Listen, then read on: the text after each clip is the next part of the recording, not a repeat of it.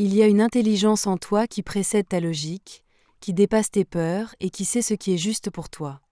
Mais elle est souvent noyée dans le bruit du mental. Aujourd'hui, on va voir ensemble comment faire la différence entre ce qui vient de ton mental et ce qui vient de ton intuition. Parce que toute ta réalité découle des choix que tu fais. Et chaque jour, tu fais des dizaines de choix, petits ou grands. Mais ce que tu ne réalises peut-être pas, c'est que la majorité de ces décisions ne viennent pas de ton intuition, mais d'un programme automatique que tu appelles ton mental. Un pilote automatique qui répète des schémas, qui réagit en boucle, et qui t'empêche souvent de voir les vrais chemins qui s'offrent à toi.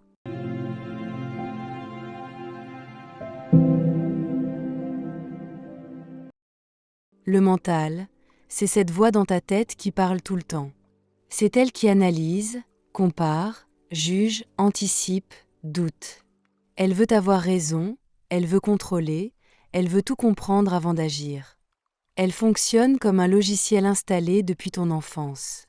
Toutes les idées qu'on t'a données, toutes les croyances que tu as acceptées, toutes les peurs que tu as enregistrées, elles vivent là-dedans. Et ce mental-là, il est très utile pour certaines choses. Il t'aide à organiser ta journée, à résoudre un problème de maths, à planifier un voyage. Mais quand il prend toute la place, il devient ton pire ennemi. Simplement parce qu'il ne sait pas créer du nouveau. Il ne connaît que le passé, il recycle ce qu'il connaît déjà. Il t'enferme dans des raisonnements logiques, dans des « il faut »,« je dois »,« je ne peux pas ». Il veut des preuves, il veut du concret. Il veut tout comprendre tout de suite. Et quand tu veux écouter quelque chose de plus profond en toi, il s'interpose. Il te dit que tu rêves trop, que ce n'est pas le bon moment, que ce n'est pas raisonnable. Il te sort toutes les excuses du monde pour te maintenir dans ce qu'il connaît déjà, même si ce que tu connais ne te rend pas heureux. L'intuition, par contre, fonctionne totalement à l'opposé. Elle ne crie pas, elle ne répète pas, elle ne t'impose rien. Elle te souffle une évidence. Elle surgit comme un éclair de clarté, un ressenti intérieur, une sensation calme, douce, mais puissante. Tu ne peux pas forcément l'expliquer. Tu ne sais pas toujours pourquoi tu ressens ce que tu ressens, mais tu le ressens. Tu sais que c'est juste, même si ça n'a aucun sens pour les autres. C'est comme si quelque chose à l'intérieur de toi savait exactement ce qu'il fallait faire, où aller, avec qui parler, même si tu n'as pas les preuves tout de suite. Tu as déjà vécu ça. Tu entends une petite voix te dire « Prends ce chemin, n'appelle pas cette personne. Accepte cette opportunité, refuse cette offre. » Et tu ressens au fond de toi que c'est la bonne chose à faire. Mais ton mental débarque tout de suite après en disant « Et si tu te trompes ? Tu ne peux pas faire ça, tu n'as pas assez d'argent, tu rêves trop, ce n'est pas réaliste. » Et là, tu doutes, tu écoutes ton mental. Tu ignores ton intuition, et plus tard, tu regrettes. Tu sais pourquoi tu regrettes ? Parce que ton intuition ne vient pas de tes peurs. Elle vient de ce que tu es vraiment. Elle vient de la conscience pure que tu es derrière tous les masques, derrière toutes les identités, derrière tous les conditionnements. C'est elle qui connaît le chemin, pas ton mental. Ton mental pense savoir, mais il ne sait que ce qu'il a appris. Ton intuition, elle, n'a pas besoin d'apprendre. Elle est connectée directement à ce que tu es. Et c'est pour ça qu'elle ne se justifie jamais car elle sait.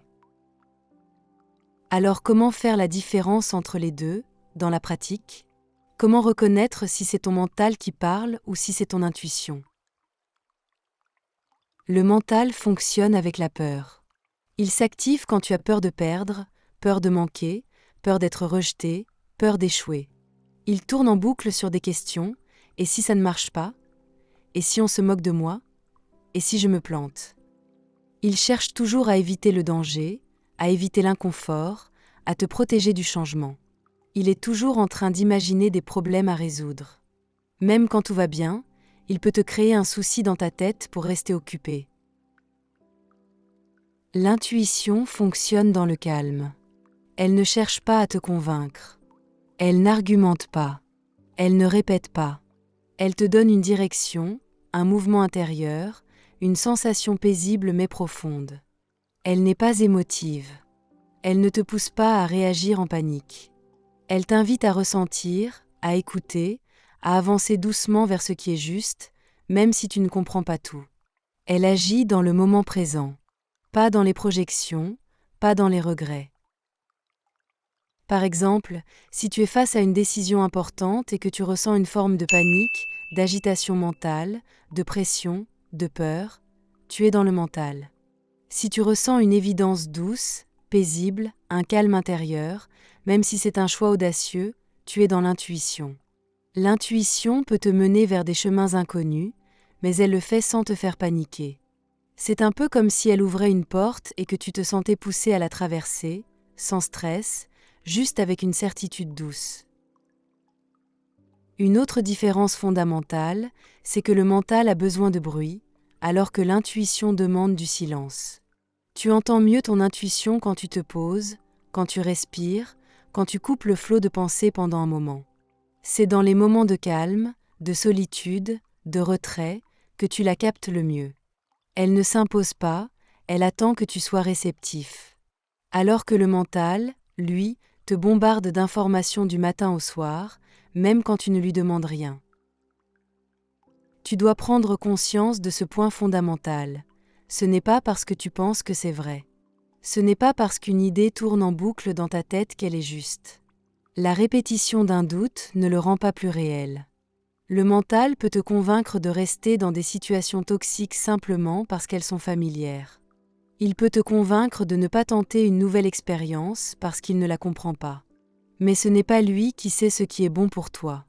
Alors si tu veux commencer à vraiment transformer ta vie, la première chose à faire, c'est de reconnaître qui parle en toi. Est-ce que c'est le mental qui te répète ce qu'il connaît déjà, ou est-ce que c'est cette sensation calme qui t'invite à aller vers quelque chose de nouveau, même si tu ne sais pas encore pourquoi?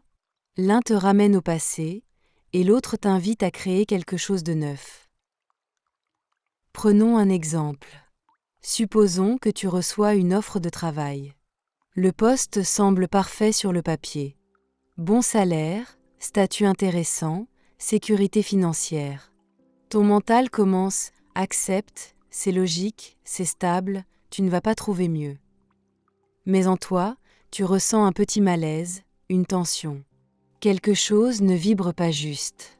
Tu ne saurais même pas dire pourquoi, mais tu ressens que ce n'est pas le bon choix. Cette sensation, c'est ton intuition qui essaie de te prévenir. Et si tu la suis, tu vas peut-être dire non à cette opportunité, et une semaine plus tard, une autre proposition arrive, encore meilleure, plus fluide, plus en accord avec toi. C'est là que tu te rends compte que le mental se base sur ce qu'il connaît déjà, tandis que l'intuition te guide vers ce que tu ne connais pas encore, mais qui t'appartient déjà intérieurement. C'est pour ça que l'intuition ne se discute pas. Elle ne demande pas ton avis. Elle s'impose sans te forcer. Elle t'indique la direction, mais elle te laisse libre. Le mental, lui, veut avoir raison. Il veut être sûr, il veut des preuves. Mais plus tu veux des preuves, plus tu t'éloignes de la vraie guidance. Parce que tu veux prouver quelque chose avec des éléments extérieurs, alors que la vérité, elle, est toujours silencieuse et profondément intérieure. Il y a aussi ce piège subtil que tu dois apprendre à éviter, penser que l'intuition est une émotion. Non, l'intuition peut certes être ressentie dans le corps, mais elle n'est pas émotionnelle. Elle est neutre, elle n'a pas de charge dramatique. Si tu ressens beaucoup d'excitation ou beaucoup de peur, ce n'est probablement pas ton intuition. C'est ton mental qui colore l'intuition ou qui la déforme pour t'amener là où il a envie que tu ailles. L'intuition, c'est clair, c'est stable. Même si elle te pousse vers quelque chose de nouveau ou d'inconnu, elle ne te fait pas peur. Elle te donne une forme de paix, même si le choix est inconfortable. Et c'est ça, la vraie reconnaissance. Tu n'as pas besoin de 1000 validations quand tu suis ton intuition. Tu sais, et c'est tout. Tu ne sais pas pourquoi, tu ne sais pas comment, mais tu sais. Et cette certitude calme est ce qui t'indique que ce n'est pas ton mental qui parle. C'est cette partie en toi qui voit plus loin que les apparences, qui perçoit ce que tes 5 sens ne peuvent pas encore capter. C'est comme un GPS intérieur, mais qui ne t'affiche pas la carte, juste une flèche. Et c'est à toi de faire confiance à la flèche. Voilà pourquoi, si tu veux vraiment apprendre à reconnaître ton intuition, tu dois te libérer de l'idée que tout doit être logique ou justifié. Tu dois oser te fier à ce que tu ressens profondément, même si tu ne peux pas l'expliquer. C'est ça, le chemin. Ce n'est pas un exercice mental, c'est une pratique de confiance. Et plus tu t'entraînes à faire confiance à cette voix intérieure, plus elle devient forte, claire et évidente. Pas parce qu'elle change, mais parce que toi, tu deviens plus silencieux intérieurement. Tu fais moins de bruit mental. Et c'est dans ce silence que tu peux enfin l'entendre vraiment. Maintenant que tu comprends mieux les différences fondamentales entre le mental et l'intuition, on va entrer dans le cœur de la pratique. Parce que c'est bien beau de savoir tout ça en théorie, mais ce que tu veux, c'est pouvoir t'en servir dans ta vie. Pouvoir ressentir, au moment où une décision se présente, qui est en train de parler en toi. Pouvoir te positionner avec confiance.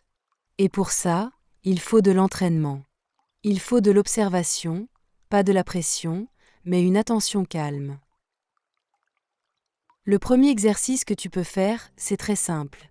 Dès que tu as une pensée forte ou une envie de faire quelque chose, demande-toi calmement: est-ce que cette idée vient avec urgence, agitation, peur, comparaison, pression, besoin de justification? Si oui, c'est probablement ton mental. Le mental veut tout de suite. Il veut te convaincre. Il veut que tu bouges vite, comme s'il allait se passer quelque chose de grave si tu ne décides pas maintenant. L'intuition, elle, ne t'agite pas. Elle t'oriente, même dans les décisions rapides, avec une tranquillité surprenante. Tu ressens que même dans l'urgence, il y a du calme. Le deuxième exercice, c'est d'observer les signaux corporels. Ton corps est un excellent baromètre. Le mental provoque souvent une tension, une contraction, surtout au niveau du ventre, de la poitrine ou de la gorge. L'intuition, elle, donne une sensation d'expansion. Tu ne te sens pas oppressé. Tu sens de l'espace à l'intérieur, tu peux respirer. Même si le choix n'est pas facile, il y a comme une sensation de justesse, comme si ton corps disait « oui, c'est par là ». Tu n'as pas besoin d'avoir des papillons dans le ventre ou des frissons, mais tu ressens que ton corps ne résiste pas. Un autre bon exercice, c'est de revenir en arrière. Prends un moment dans le passé où tu t'es écouté et un moment où tu ne t'es pas écouté. Et observe la différence. Comment tu te sentais au moment de la décision?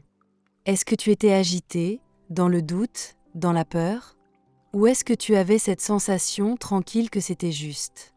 Le but n'est pas de regretter, mais de repérer les marqueurs intérieurs. Plus tu fais ça, plus tu entraînes ta conscience à distinguer les deux voix. Tu crées une mémoire intuitive et tu éduques ton regard intérieur. Tu peux aussi pratiquer le silence. Pas forcément en méditant pendant 1 heure, mais en coupant le flot. En prenant 5 minutes sans téléphone, sans bruit, sans stimulation. Juste être là, parce que le mental se nourrit de bruit, d'informations, de mouvements constants. Il veut être occupé. L'intuition, elle, émerge quand le mental se calme. Tu n'as pas besoin de forcer. Tu peux juste être, respirer, et écouter ce qui remonte naturellement. Tu verras, souvent, la première impression qui vient dans ces silences est la plus pure. Ce n'est pas une réponse que tu construis, mais c'est une réponse qui t'est donnée. Dans des situations très concrètes, comme choisir entre 2 propositions, ou décider si tu dois parler à une personne, ou répondre à un message, tu peux faire l'exercice suivant. Imagine-toi choisir l'option A, puis observe ce que tu ressens. Ensuite, imagine-toi choisir l'option B, et ressens. Lequel te donne une paix calme, une sensation de clarté, même si ce n'est pas la solution la plus logique. Lequel te fait sentir plus toi?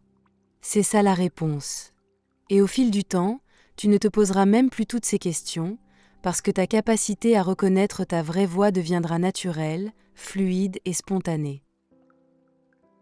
En somme, distinguer ton mental de ton intuition, ce n'est pas une théorie à retenir, c'est une pratique à vivre. C'est en t'observant, en t'écoutant, en prenant le temps d'être honnête avec toi-même que tu vas commencer à sentir ce qui est vrai pour toi. Tu n'as rien à forcer, c'est déjà en toi. Tu n'as qu'à t'en souvenir. Et plus tu avances, plus ça devient naturel. Ce que tu cherches, te cherche aussi. Et la voix qui te guide vraiment n'a jamais cessé de t'appeler.